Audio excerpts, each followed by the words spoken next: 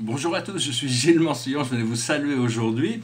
Je vais voir pour essayer de... Bienvenue sur ma chaîne, hein, je vous remercie de suivre ces vidéos. C'est un peu comme une classe, un petit peu, c'est des sortes, après ça, bon, j'essaie d'offrir des outils afin de pouvoir, après, pouvoir utiliser ceux qui nous semblent cohérents avec vous, hein, donc pour les utiliser. Je disais que je vais peut-être arrêter d'utiliser trop le tarot, parce que le tarot c'est bien de temps en temps, mais là, l'utiliser tous les jours, à un moment donné, il faut arrêter de douter de soi-même, d'être confiant dans sa guidance intérieure et de savoir que tout est là au moment où on en a besoin.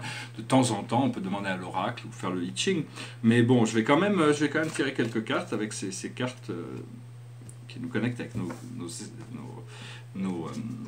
nos guides spirituels. Et la plus haute sagesse pour nous aujourd'hui, c'est l'achievement, c'est-à-dire le succès, c'est-à-dire la réussite. Donc qu'est-ce que cela veut dire? Qu'est-ce que cela veut dire? Mais tout le monde en est clair, hein, sur ce que l'on recherche, au niveau du succès qu'on recherche. Ce que l'on doit comprendre, c'est le karma, c'est-à-dire ces éléments qui sont contradictoires avec ce désir d'attainment, parce que c'est les obstacles un petit peu, toutes ces ombres et ces choses ne peuvent pas empêcher l'ascension, hein, mais ils peuvent le retarder, ils peuvent nous distraire, donc c'est comprendre son karma pour pouvoir s'en libérer.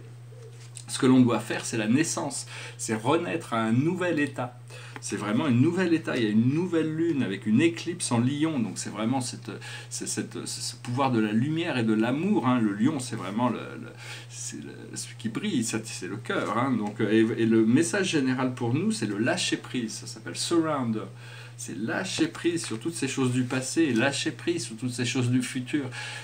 Parce que tous les regrets doivent forcément venir du futur, mais toutes les peurs doivent forcément venir du passé. Les regrets, les peurs doivent venir du futur, mais en réalité, bon, c'est des choses qui sont très très relatives, hein, donc il faut comprendre qu'on est se concentrer le plus possible sur les choses qui sont voulues pour donner la majorité de notre énergie à la création de notre vision, de notre rêve, de notre réalité future idéale, quelque chose dans l'abandon de savoir que notre âme a déjà tout prévu, hein, Dieu a déjà des idées supérieures, des idées sur les plans d'évolution de l'univers. Je tirais une carte par rapport aux gens, j'ai dit toujours c'est la chance. Alors la chance, c'est quelque chose, on dit que c'est quand Dieu veut rester anonyme, on appelle ça la chance, mais en réalité c'est la providence, c'est l'habilité aussi de pouvoir bénéficier, de penser qu'on est chanceux.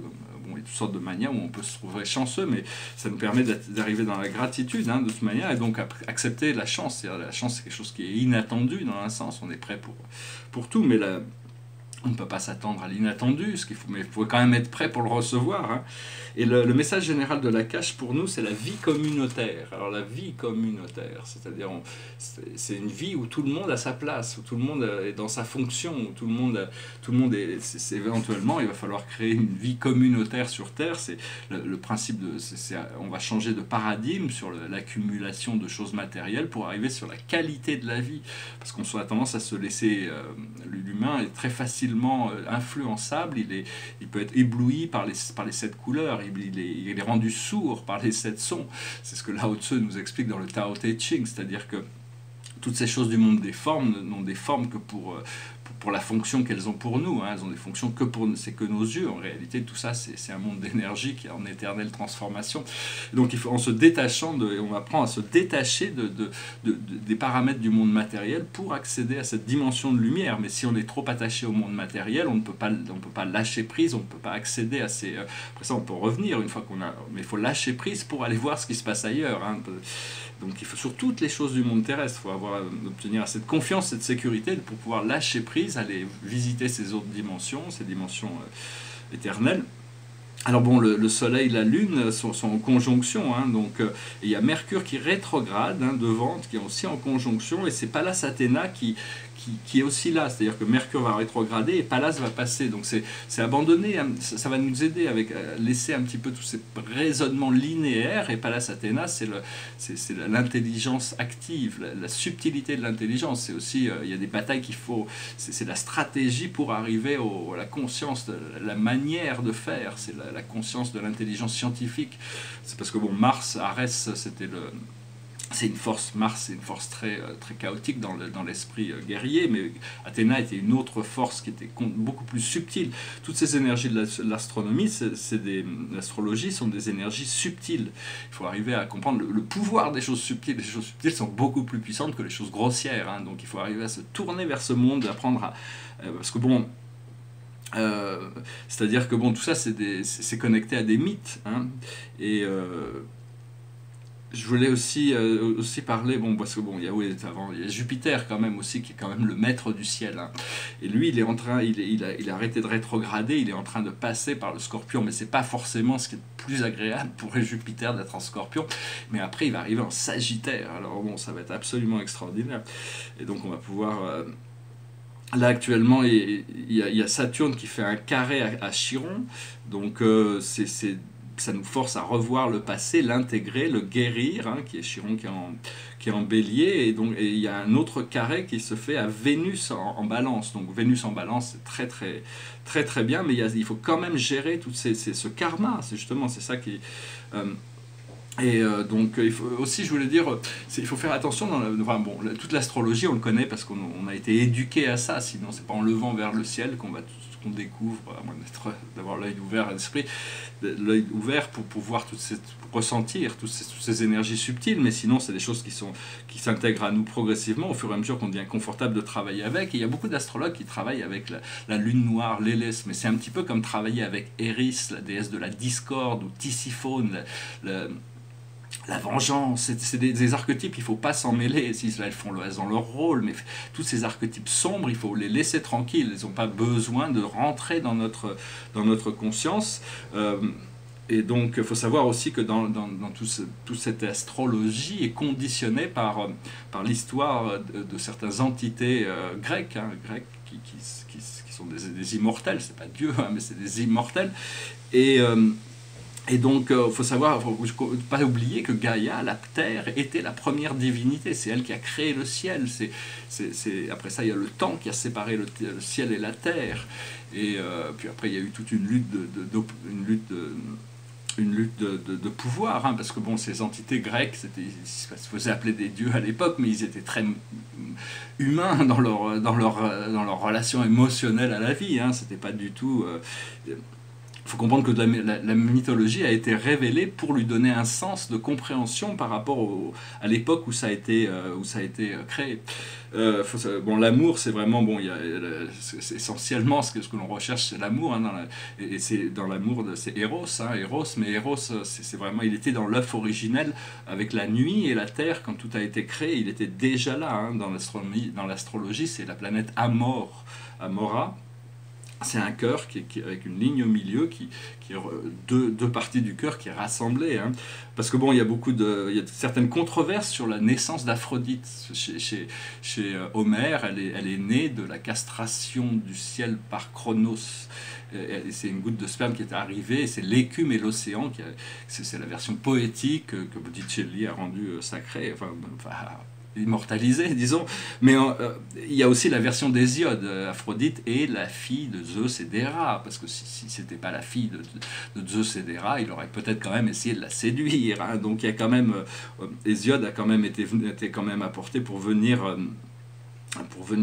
mettre un peu d'ordre mettre un peu de sagesse pas réparer les erreurs d'Homère, mais réajuster certaines idées. Puis il y a Cupidon aussi, qui est souvent associé avec Eros, mais qui aurait été un associé d'Aphrodite, hein, qui a beaucoup été dans la première Renaissance italienne, a été énormément portrait avec Psyché. Et bon, sur Eros, je vous conseille, si vous ne l'avez pas jamais lu, ça doit exister en livre audio, c'est le banquet de Platon, c'est sur la naissance d'un autre Eros, qui est un Eros qui est le fils de Protos, l'abondance, et de Pénée, la pénurie. Et donc c'est une histoire assez extraordinaire. Il faut savoir que Aphrodite, a priori, c'est la femme d'Héphaïstos, c'est lui, c'est le magicien qui crée toutes les technologies extraordinaires, hein. Voilà, donc je voulais juste parler un petit peu d'astrologie.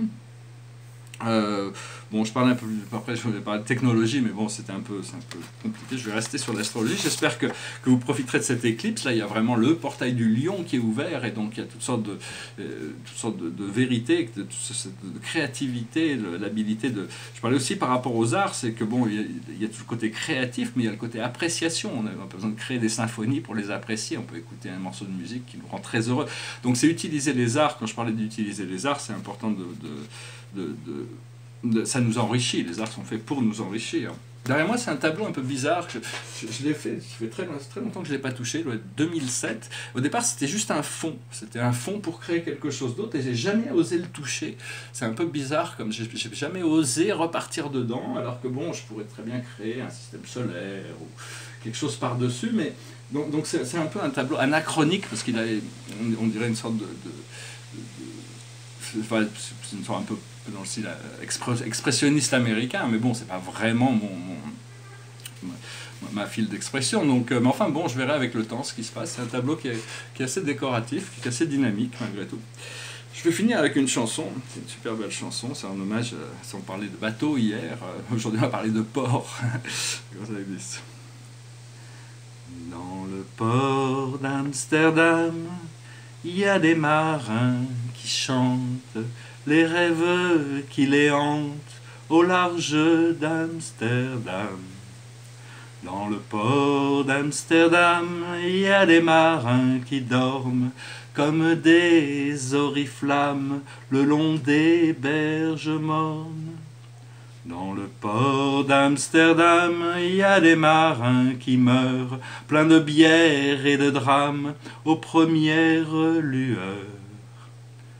Mais dans le port d'Amsterdam, il y a des marins qui naissent dans la chaleur épaisse des langueurs océanes. Dans le port d'Amsterdam, il y a des marins qui mangent sur des nappes trop blanches des poissons ruisselants. Ils vous montrent des dents à croquer la fortune, à décroisser la lune, à bouffer des haubans. Et ça sent la morue jusque dans le cœur des frites que leurs grosses mains invitent à revenir en plus. Puis se lèvent en riant dans un bruit de tempête, referment leurs braguettes et sortent en rotant. Dans le port d'Amsterdam, il y a des marins qui dansent en se frottant la panse sur la panse des femmes. Et ils tournent et ils dansent comme des soleils crachés dans le son déchiré d'un accordéon rance. Ils se tordent le cou pour mieux s'entendre rire jusqu'à ce que tout à coup l'accordéon expire. Alors le geste grave, alors le regard fier, ils ramènent leur batave jusqu'en pleine lumière. Dans le port d'Amsterdam, il y a des marins qui boivent et qui boivent et reboivent et qui reboivent encore. Ils reboivent à la santé des putains d'Amsterdam, de Hambourg ou d'ailleurs. Enfin, ils boivent aux dames qui leur donnent leur joli corps, qui leur donnent leur vertu. Et pour une pièce en or, et quand ils ont bien bu, ils se plantent le nez au ciel, se mouchent dans les étoiles, et ils pissent comme je pleure sur les femmes infidèles. Dans le port d'Amsterdam, dans le port d'Amsterdam. Oh, je vous remercie, c'était un peu pénible, j'ai eu un peu du mal, je pense que je vais la refaire dans la vidéo anglaise, je devrais mieux la chanter, parce que généralement ces chansons un peu difficiles, elles passent toujours mieux la deuxième fois. Donc c'est pour ça, des fois dans les studios, ils enregistrent 50 fois la chanson pour pouvoir avoir une version finale. Ici c'est très spontané, c'est un peu du live. Hein. Voilà, je vous remercie. Donc, je vais essayer de chanter mieux la chanson dans la prochaine vidéo en anglais. Je vous souhaite une excellente journée, puis je vous dis à très bientôt. Namasté.